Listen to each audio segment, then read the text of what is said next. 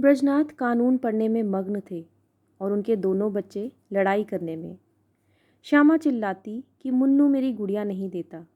मुन्नू रोता था कि श्यामा ने मेरी मिठाई खा ली। ब्रजनाथ ने क्रुद्ध होकर भामा से कहा, तुम इन दुष्टों को यहाँ से हटाती हो कि नहीं? नहीं तो मैं एक एक की खबर लेता हूँ। भामा चूल्हे में आग जला रही थी। बोली, अरे तो अब क्या संध्या को भी पढ़ते ही रहोगे? ज़रा दम तो ले लो। ब्रज, उठा तो ना जाएगा, बैठी बैठी वहीं से कानून बगारोगी। अभी एक हाथ को पटक दूंगा तो वहीं से गरजती हुई आओगी कि हाय हाय बच्चे को मार डाला। भामा, तो मैं कुछ बैठी या सोई तो नहीं हूँ।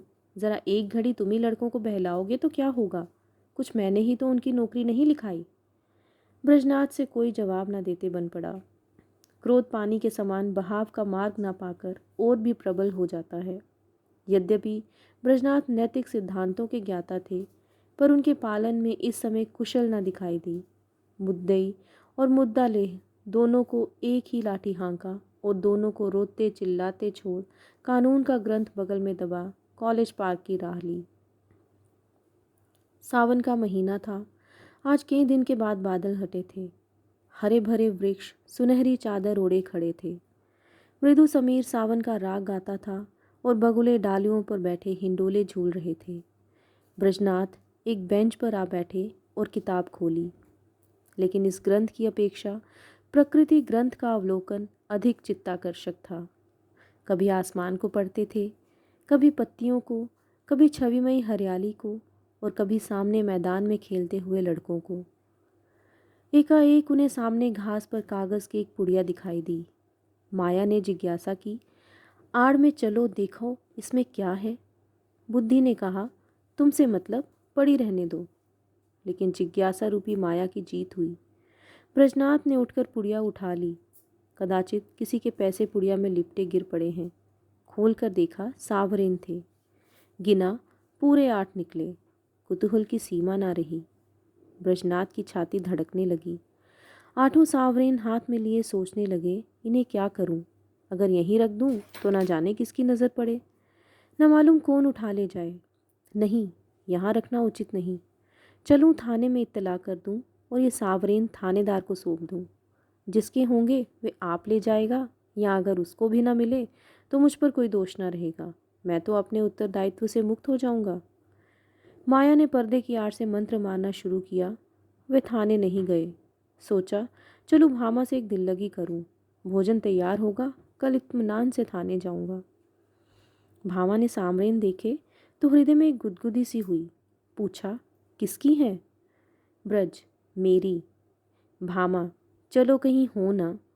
ब्रज, पड़ी मिली है। भामा, झूठ बात, ऐसे ही भाग्य के बली हो तो सच बताओ कहाँ मिली, किसकी है?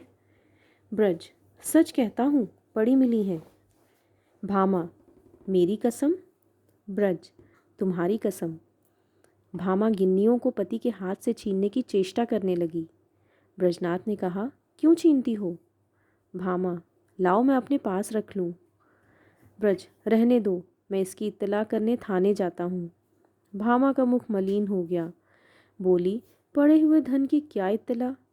ब्रज, हाँ और क्या, इन 8 गिन्नियों के लिए ईमान बिगाड़ूंगा? भामा, अच्छा तो सवेरे चले जाना, इस समय जाओगे तो आने में देर होगी। ब्रजनाथ ने भी सोचा, यही अच्छा। थाने वाले रात को तो कोई कार्रवाई करेंगे नहीं। जब अशर्फियों को पड़ा ही रहना है, तब जैसा थाना वैसा मेरा घर। गिन्नियाँ संदूक में रख दी। खा पी कर लेटे तो भामा ने हंस कर कहा, आया धन क्यों छोड़ते हो? लाओ मैं अपने लिए एक गुलूबंद बनवा लूँ। बहुत दिनों से जी तरस रहा है। माया ने इस समय हास्य का रूप धारण कर लिया।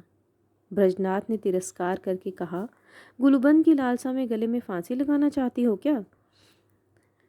प्रातःकाल ब्रजनाथ थाने के लिए तैयार हुए। कानून का एक लेक्चर छूट जाएगा, कोई हर्ज नहीं।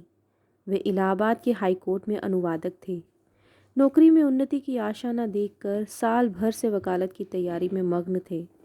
लेकिन अभी कपड़े पहन ही रहे थे कि उनके एक मित्र मुंशी गोरेलाल आकर बैठ गए और अपनी पारिवारिक दुश्चिंताओं की राम कहानी सुनाकर अत्यंत विनीत भाव से बोले, भाई साहब, इस समय मैं इन झंझटों में ऐसा फंस गया हूँ कि बुद्धि कुछ काम नहीं करती। तुम बड़े आदमी हो, इस समय कुछ सहायता करो। ज़्यादा नहीं, 30 रुपये दे दो। किसी न किसी तरह काम चला लूँगा।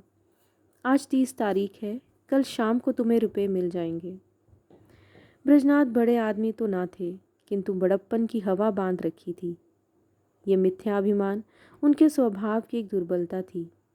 केवल अपने वैभव का प्रभाव डालने के लिए वे बहुधा मित्रों को छोटी मोटी आवश्यकताओं पर अपनी वास्तविक आवश्यकताओं को निछावर कर दिया करते थे। लेकिन भामा को इस विषय में उनसे सहानुभूति न थी। इसलिए जब बृजनाथ पर इस प्रकार का संकट आ पड़ता था, तब थोड़ी देर के लिए उनकी पारिवारिक शांति अवश्य नष्ट हो जाती थी। उनमें इनकार करने या टालने की हिम्मत न थी। वे सकुचाते हुए भामा के पास गए और बोले, तुम्हारे पास 30 रुपये तो होंगे ना? मुंशी गोरेलाल मांग रहे हैं। भामा ने रुखाई से कहा, मेरे पास तो रुपए नहीं। ब्रज, होंगे तो ज़रूर, बहाना करती हो। भामा, अच्छा बहाना ही सही। ब्रज, तो मैं उनसे क्या कहूँ? भामा, कह दो घर में रुपए नहीं। तुमसे न कहते बने तो मैं पर्दे की आड़ से कह दूँ। ब्रज, कहने को तो मैं ही कह दूँ, लेकिन उन्हें विश्वास ना आएगा। समझेंगे बहाना कर रहे हैं। भामा, समझेंगे तो समझा करें। ब्रज, मुझसे ऐसी बेमुरव्वती नहीं हो सकती। रात दिन का साथ ठहरा, कैसे इनकार करूं? भामा, अच्छा तो जो मन में आवे सो करो। मैं एक बार कह चुकी, मेरे पास रुपए नहीं। ब्रजनाथ मन में बहुत खिन्न हुए। उन्हें विश्वास था कि भामा के पास रुपए हैं, लेकिन केवल मुझे लज्जित करने के लिए इनकार कर रही है। दुराग्रह ने संकल्प को दृढ़ कर दिया। संदूक से 2 गिन्नियाँ निकाली और गोरेलाल को देकर बोले, भाई, कल शाम को कचहरी से आते ही रुपए दे जाना। ये एक आदमी की अमानत है, मैं इसी समय देने जा रहा था। यदि कल रुपए न पहुँचे तो मुझे बहुत लज्जित होना पड़ेगा। कहीं मुंह दिखाने योग्य न रहूँगा। गोरेलाल ने मन में कहा, अमानत स्त्री के सिवा और किसकी होगी, और गिन्नियाँ जेब में रखकर घर की राह ली। आज 1 तारीख की संध्या है। ब्रजनाथ दरवाजे पर बैठे गोरेलाल का इंतज़ार कर रहे हैं। 5 बज गए, गोरेलाल अभी तक नहीं आए। ब्रजनाथ की आंखें रास्ते की तरफ लगी हुई थीं। हाथ में एक पत्र था, लेकिन पढ़ने में जी नहीं लगता था। हर तीसरे मिनट रास्ते की ओर देखने लगते, लेकिन सोचते थे आज वेतन मिलने का दिन है, इसी कारण आने में देर हो रही है। आते ही होंगे। 6 बजे गोरेलाल का पता नहीं। कचहरी के कर्मचारी एक एक करके चले आ रहे थे। ब्रजनाथ को कई बार धोखा हुआ। वे आ रही हैं, ज़रूर वही हैं। वैसी ही अचकन है, वैसी ही टोपी है, चाल भी वही है। हाँ वही हैं, इसी तरफ आ रहे हैं। अपने हृदय से एक बोझा सा उतरता मालूम हुआ, लेकिन निकट आने पर ज्ञात हुआ कि कोई और है। आशा की कल्पित मूर्ति दुराशा में बदल गई। ब्रजनाथ का चित्त खिन्न होने लगा। वे एक बार कुर्सी से उठे, बरामदे की चौखट पर खड़े हो सड़क पर दोनों तरफ निगाह दौड़ाई। कहीं पता नहीं। 2-3 बार दूर से आते हुए इक्कों को देखकर गोरेलाल को भ्रम हुआ। आकांक्षा की प्रबलता। 7 बजे चिराग जल गए। सड़क पर अंधेरा छाने लगा। ब्रजनाथ सड़क पर उद्विग्न भाव से टहलने लगे। इरादा हुआ गोरेलाल के घर चलूं। उधर कदम बढ़ाया, लेकिन हृदय कांप रहा था कि कहीं वे रास्ते में आते हुए न मिल जाएं, तो समझें कि थोड़े से रुपयों के लिए इतने व्याकुल हो गए। थोड़ी ही दूर गए कि किसी को आते देखा। भ्रम हुआ गोरेलाल हैं। मुड़े और सीधे बरामदे में आकर दम लिया। लेकिन फिर वही धोखा, फिर वही भ्रांति। तब सोचने लगे कि इतनी देर क्यों हो रही है? क्या अभी तक वे कचहरी से ना आए होंगे? ऐसा कदापि नहीं हो सकता। उनके दफ्तर वाले मुद्दत हुई निकल गए। बस 2 बातें हो सकती हैं। या तो उन्होंने कल आने का निश्चय कर लिया, समझे होंगे रात को कौन जाए, या जानबूझकर बैठे होंगे, देना ना चाहते होंगे। उस समय उनको गरज थी, इस समय मुझे गरज है। मैं ही किसी को क्यों ना भेज दूँ। लेकिन किसे भेजूं? मुन्नू जा सकता है। सड़क ही पर मकान है, ये सोचकर कमरे में गए, लैंप जलाया और पत्र लिखने लगे। मगर आंखें द्वार की ओर लगी हुई थीं। अकस्मात किसी के पैरों की आहट सुनाई दी, परंतु पत्र को एक किताब के नीचे दबा लिया और बरामदे में चले आए। देखा, पड़ोस का एक कुंजड़ा तार पढ़ाने आया है। उससे बोले, भाई इस समय फुर्सत नहीं है, थोड़ी देर में आना।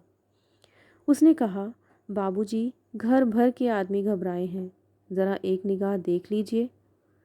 निदान बृजनाथ ने झुंझलाकर उसके हाथ से तार ले लिया और सरसरी नज़र से देखकर बोले, कलकत्ते से आया है, माल नहीं पहुंचा। कुंजड़े ने डरते डरते कहा, बाबूजी इतना और देख लीजिए, किसने भेजा है। इस पर बृजनाथ ने तार फेंक दिया और बोले, मुझे इस वक्त फुर्सत नहीं। 8 बज गए।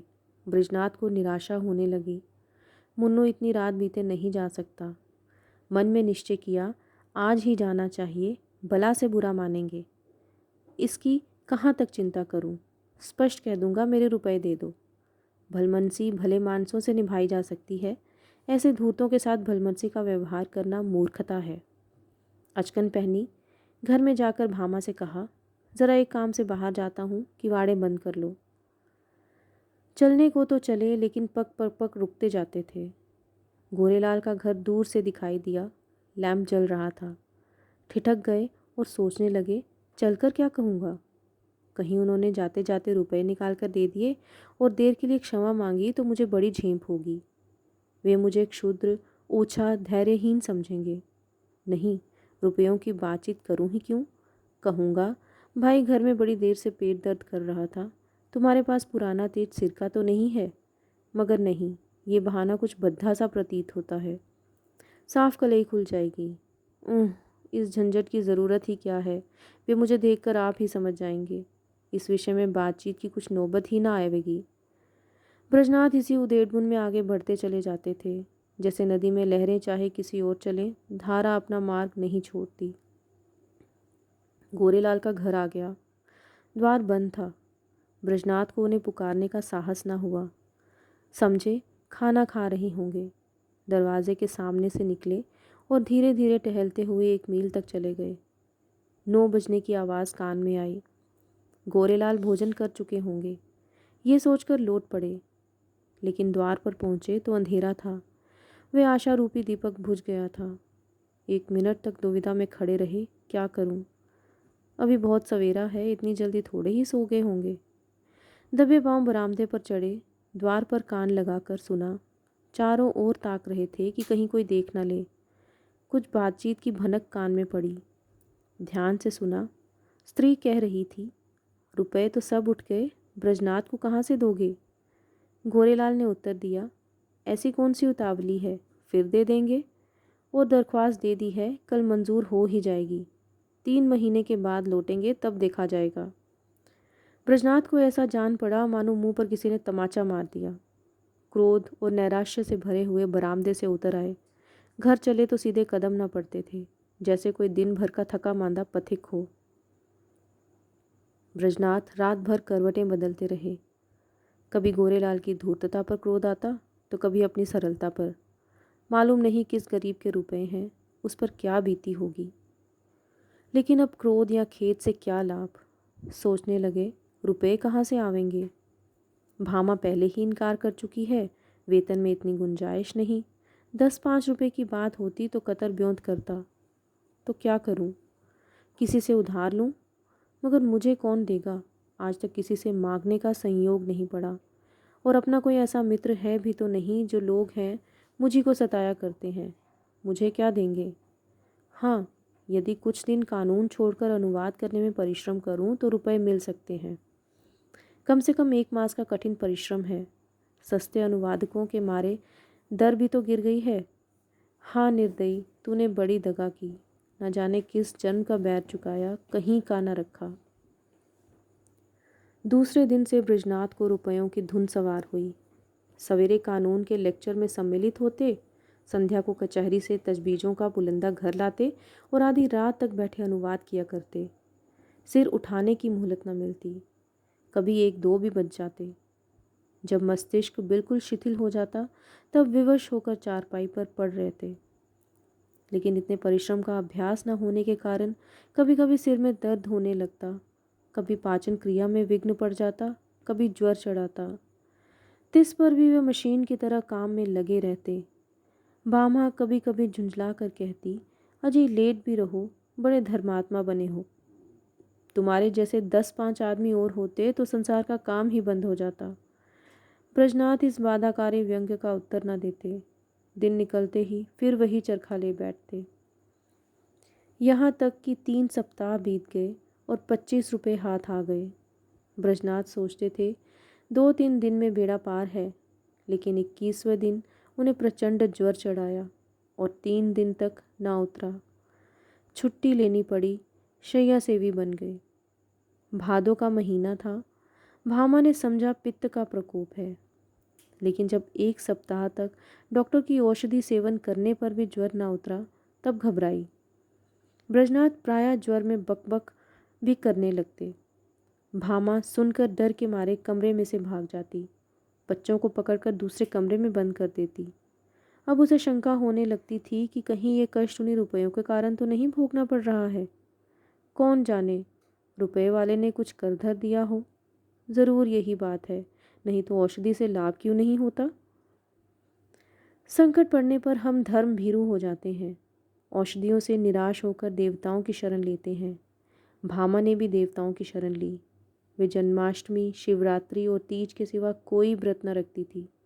इस बार उसने नवरात्रा का कठिन व्रत शुरू किया। 8 दिन पूरे हो गए। अंतिम दिन आया। प्रभात का समय था। भामा ने ब्रजनाथ को दवा पिलाई और दोनों बालकों को लेकर दुर्गा जी की पूजा करने के लिए चली। उसका हृदय आराध्य देवी के प्रति श्रद्धा से परिपूर्ण था। मंदिर के आंगन में पहुंची। उपासक आसनों पर बैठे हुए दुर्गा पाठ कर रहे थे। धूप और अगर की सुगंध उड़ रही थी। उसने मंदिर में प्रवेश किया। सामने दुर्गा की विशाल प्रतिमा शोभायमान थी। उसके मुखार विंद पर एक विलक्षण दीप्ति झलक रही थी। बड़े बड़े उज्जवल नेत्रों से प्रभा की किरणें छिटक रही थीं। पवित्रता का एक समा सा छाया हुआ था। भामा इस दीप्तवर्ण मूर्ति के सम्मुख सीधी आंखों से ताक न सकी। उसके अंतःकरण में एक निर्मल विशुद्ध भावपूर्ण भय का उदय हो गया। उसने आंखें बंद कर ली, घुटनों के बल बैठ गई और हाथ जोड़कर करुण स्वर से बोली, माता, मुझ पर दया करो। उसे ऐसा ज्ञात हुआ मानो देवी मुस्कुराई। उसे उन दिव्य नेत्रों से एक ज्योति सी निकलकर अपने हृदय में आती हुई मालूम हुई। उसके कानों में देवी के मुंह से निकले ये शब्द सुनाई दिए, पराया धन लौटा दे, तेरा भला होगा। भामा उठ बैठी। उसकी आंखों में निर्मल भक्ति का आभास झलक रहा था। मुखमंडल से पवित्र प्रेम बरस पड़ता था। देवी ने कदाचित उसे अपनी प्रभा के रंग में डुबा दिया था। इतने में दूसरी एक स्त्री आई। उसके उज्जवल केश बिखरे और मुरझाए हुए चेहरे के दोनों ओर लटक रहे थे। शरीर पर केवल एक श्वेत साड़ी थी। हाथ में चूड़ियों के सिवा और कोई आभूषण न था। शोक और नैराश्य की साक्षात मूर्ति मालूम होती थी। उसने भी देवी के सामने सिर झुकाया और दोनों हाथों से आंचल फैलाकर बोली, देवी, जिसने मेरा धन लिया हो उसका सर्वनाश करो। जैसे सितार मिजराब की चोट खाकर थरथरा उठता है, उसी प्रकार भामा का हृदय अनिष्ट के भय से थरथरा उठा। ये शब्द तीव्र शर के समान उसके कलेजे में चुभ गए। उसने देवी की ओर कातर नेत्रों से देखा।